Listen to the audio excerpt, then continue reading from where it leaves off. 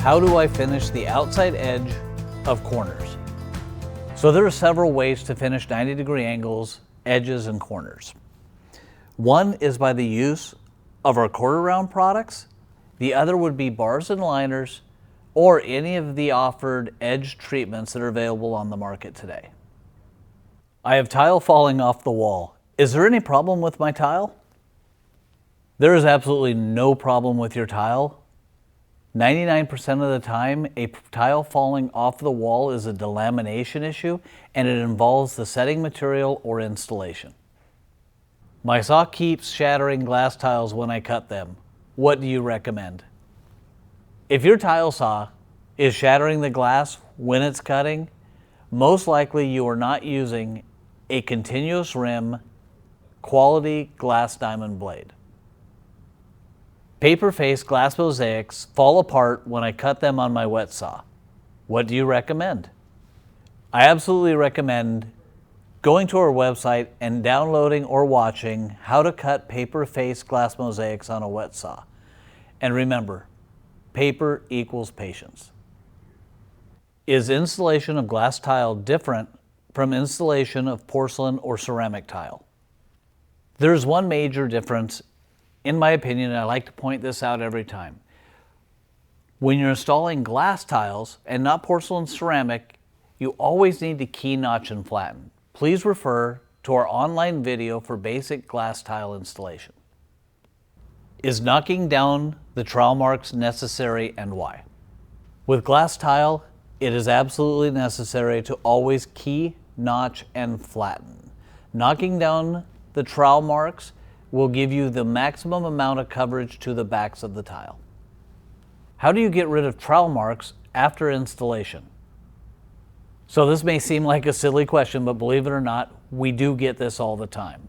Unfortunately, there is nothing that can be done post-installation to cure this problem. Remember, always key, notch, and flatten. Does Lunada Bay Tile recommend using grout release? So a quick pro tip here. We do not recommend using grout release. Actually, if you do not remove all the adhesive off of the top of the glass prior to grouting, the leftover adhesive on the top of the glass provides a perfect grout release. The back of glass tiles have deep divots that show when installed. How do I hide them? Not all, but a few glass tiles will have a void or a divot in the back of the tile. This is due to the handmade artistic nature of our glass. There's no way to really completely hide it, but a proper back buttering technique to fill the voids prior to installation will do the job. Do your Graphite Series tiles need to be sealed?